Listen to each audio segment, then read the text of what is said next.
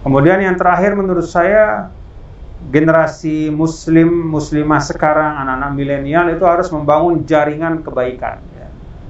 Jadi jejaring kebaikan dalam arti ya, sejak awal sekali, misalnya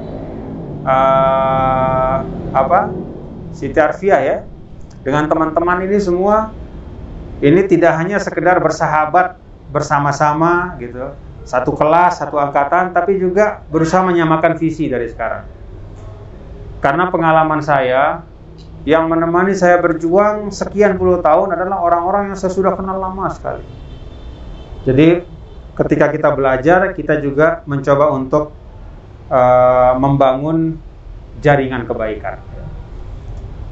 Baik itu dalam konteks ilmu pengetahuan, ataupun dalam konteks dakwah dan kiprah kita nanti ketika sudah dewasa. Itu saya pesankan betul ya. Jadi membangun jejaring kebaikan itu.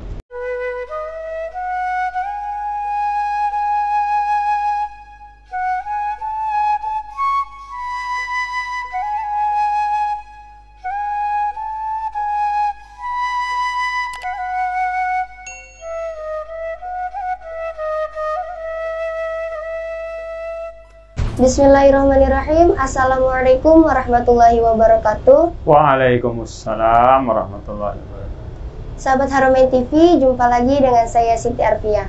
Alhamdulillah, hari ini saya sedang bersama dengan Tuan Guru Bajang Dr. Kiai Haji Muhammad Jainul Majidi MA, atau lebih akrab disapa dengan Tuan Guru Bajang. Beliau adalah salah satu tokoh nasional yang berasal dari Indonesia Timur. Baik sahabat Haramain TV, langsung saja ikuti wawancara kami bersama beliau. Baik Tuan Guru, Assalamualaikum warahmatullahi wabarakatuh. Waalaikumsalam warahmatullahi wabarakatuh. Apa kabar? Arfia sehat ya? Alhamdulillah sehat. Untuk pemirsa Haramain TV juga, semoga semua sehat walafiat dan diberkahi Allah Subhanahu wa Ta'ala. Bagaimana Tuan Guru kabarnya hari ini? Baik, alhamdulillah. Alhamdulillah. Senang sekali Tuan Guru hari ini bisa berjumpa dengan Tuan Guru. Sebelumnya terima kasih atas kesempatan yang telah diberikan. Sama-sama. Baik Tuan Guru, dalam rangka Milad Pondok Pesantren Madinah Nurul Haramain yang ke-1 Windu, kami tim Haramain TV ingin menggali biografi Tuan Guru dari lahir hingga sekarang ini, supaya generasi milenial khususnya para santri bisa mengikuti jejak kesuksesan Tuan Guru. Baik Tuan Guru, kalau boleh tahu kapan dan di mana Tuan Guru dilahirkan? Bismillahirrahmanirrahim. Saya lahir itu di Pancor, 31 Mei 1972. Ya, Lombok Timur. Lombok Timur. Berarti memang dari kecil sudah dibesarkan di Lombok ya Tuan Guru? Iya, saya lahir kecil dan dewasa juga di Lombok. Lalu bagaimana masa-masa belajar Tuan Guru dari kecil, dari sekolah dasar hingga ke perguruan tinggi? Saya waktu SD itu di Mataram, ya. Jadi SD 3, sekarang SD 6 namanya. Lancar alhamdulillah. Kemudian setelah itu melanjutkan di Muallimin, di Pondok Pesantren Darun Nahdlatain Nahdlatul Wathon Pancor. Selesai Muallimin, setelah itu berangkat ke Kairo. Berapa tahun Tuan Guru belajar di Kairo? Saya di Kairo itu kalau dihitung S1 4 tahun, S2 itu 4 tahun juga. Kemudian untuk S3 yang menulis agak lama ya. Jadi mungkin lebih dari 10 tahun. Lumayan lama ya Tuan Guru. Lalu ketika kuliah dulu, apa Tuan Guru aktif dalam organisasi kemahasiswaan? Iya, waktu itu saya aktif di keluarga mahasiswa Nusa Tenggara Barat yang ada di Kairo. Jadi di Kairo itu mahasiswa Indonesia itu memiliki organisasi kedaerahan masing-masing. Nah, saya aktif di organisasi keluarga mahasiswa NTB, juga aktif di HPMI, Himpunan Pelajar dan Mahasiswa Indonesia. Termasuk juga saya aktif di KMNU pada waktu itu, ya, khususnya di divisi penerbitannya, ya. Itu beberapa kegiatan di Kairo dulu. Lalu sejak kapan Tuan Guru tertarik di dunia dakwah Islamnya hingga bisa seperti sekarang ini Tuan Guru? Orang yang belajar di Al-Azhar itu kan memang ditempa untuk menjadi seorang da'i. Dalam arti kemanapun dia pergi, ya, dimanapun dia berkiprah, dia membawa semangat dakwah. Dakwah itu kan menyebarkan nilai-nilai Islam, tentu secara kontekstual sesuai dengan kondisi, situasi, tempat di mana kita berada. Jadi saya pikir semangat dakwah itu mulai tertanam ya sejak awal, ya. Bahkan ketika masih di pondok pesantren dan kemudian menjadi lebih kuat ketika sudah kuliah di Al-Azhar Kairo. Apa ini cita-cita Tuan Guru dari sejak kecil? Saya tidak pernah punya cita-cita secara khusus ya sebagai juru dakwah. Waktu kecil sekali saya punya cita-cita sebagai tentara dulu sebenarnya. Tapi kemudian kan mengikuti proses pendidikan, kemudian saya sempat bercita-cita sebagai guru, ya, karena memang passion saya itu pada mengajar. Lalu kemudian ya aktif di Ormas, ya, di Nahdlatul Wathon, mengajar di kampus gitu, dan berdakwahlah secara umum. Di beberapa seminar Tuan Guru sering menyampaikan tentang Islam Wasatiyah. Nah, Ya. apa itu Islam Wasatiyah itu, Tuan Guru? Islam Wasatiyah itu sebenarnya istilah yang mencerminkan sikap beragama yang bercirikan sikap yang moderat, ya. Dan wasatiyah itu sesungguhnya kan terambil dari Al-Quran dan hadis.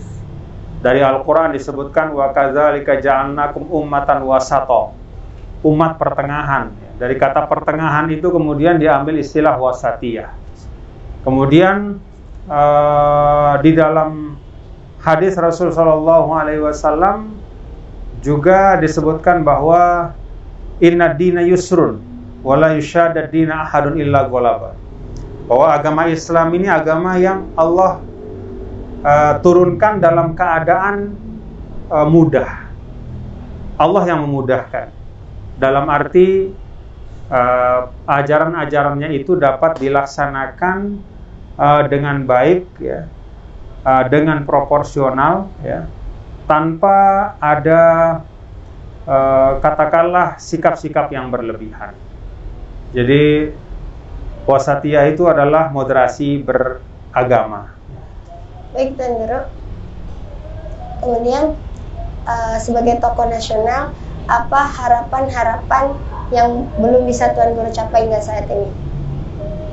Saya orang yang punya prinsip dan pandangan bahwa sesungguhnya tidak ada yang tidak tercapai, karena bagi saya kan apa yang kita peroleh hari ini itulah yang maksimal yang kita ikhtiarkan. Karena itu saya tidak pernah kehilangan kata bersyukur, ya. Dan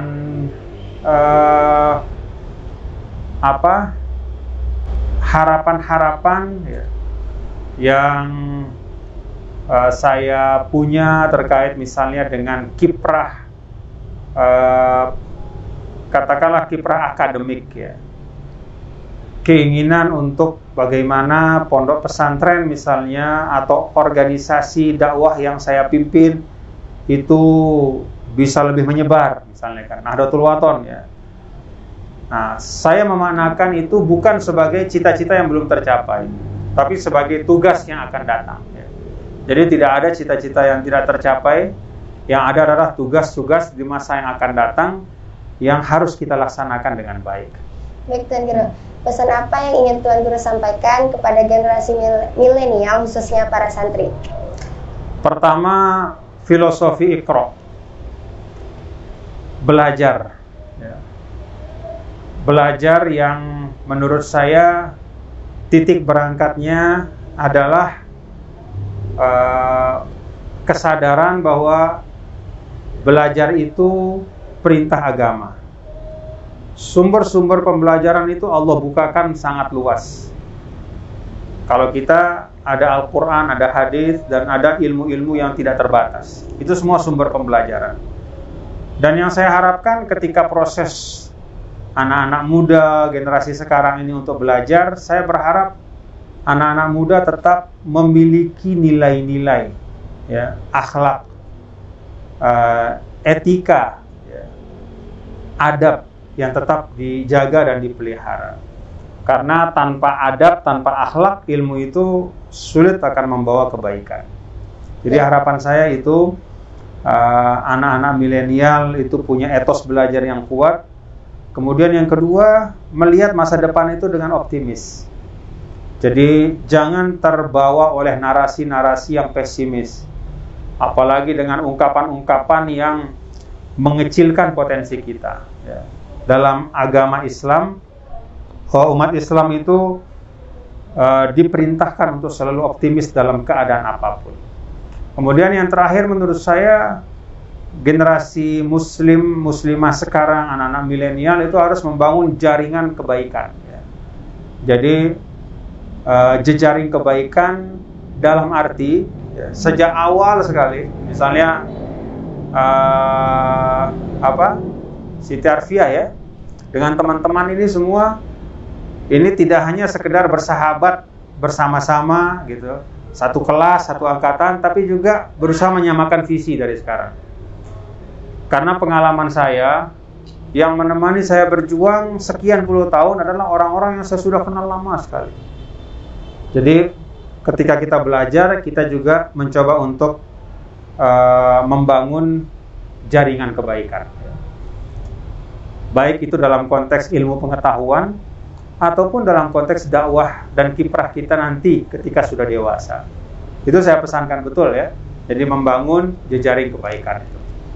Baik Tuan Guru, terima kasih atas kesempatan yang telah Tuan Guru berikan. Sama-sama. Sebelum kami tutup wawancara kami, Pondok Pesantren Nurul Haramain sebentar lagi akan merayakan milad yang ke-8 tahun atau 1 windu. Mungkin mohon kiranya Tuan Guru mengucapkan ucapan selamat kepada pondok kami tercinta. Baik, saya Tuan Guru Bajang menyampaikan tahniah ya. Ucapan selamat kepada seluruh keluarga besar Pondok Pesantren Nurul Haramain Nahdlatul Wathon Bogor yang akan bertasyakur ya, ulang tahun atau milad yang ke-8. Usia 8 tahun itu relatif masih muda, tetapi kemudaan itu hendaklah menjadi sumber energi ya, untuk terus membangun Nurul Haramain lebih maju lagi di masa-masa yang akan datang. Luar biasa potensinya. Saya berharap seluruh keluarga besar Nurul Haramain kompak semuanya, mulai dari para santri-santriwatinya dan semuanya. Tidak ada cita-cita yang terlalu berat untuk dicapai dengan kebersamaan. Jadi selamat sekali lagi untuk Nurul Haramain, panjang umur dalam keberkahan dan terus menebarkan ilmu-ilmu yang bermanfaat. Assalamualaikum warahmatullahi wabarakatuh.